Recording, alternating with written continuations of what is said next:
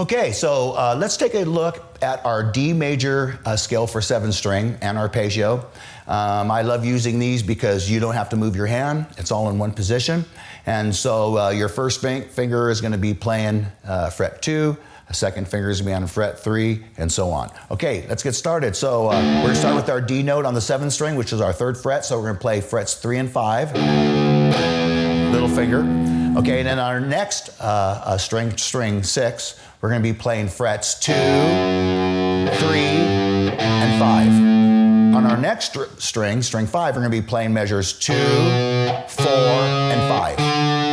Okay, same measures on the next string, which is string 4. And on string 3, we're only playing 2 notes. We're going to be playing frets 2 and 4. And then on string 2, we're going to be playing 2, 3, and 5. And on string 2, we're going to be playing 2, 3, and 5. Now, we have 3 root notes here. One here, there's a D here, a D here, and a D on your 2nd string.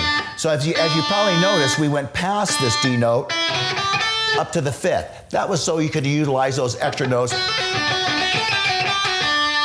for soloing. Okay, so let's look at that really slow. D,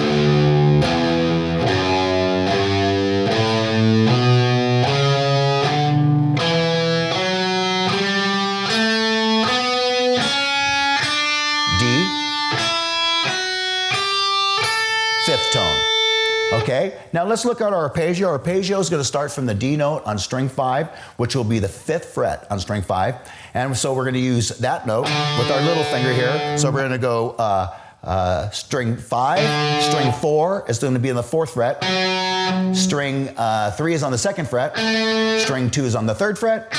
String 1 is on the 2nd fret. And then also on the 1st string, we're going to go to the 5th fret. We're going to do a little hammer. Is that how that's going to go? So it's going to go like this. Back to our D note, or you can finalize on this D note if you wanted to. So here we got, so you got your 2.5 octave D major scale and arpeggio.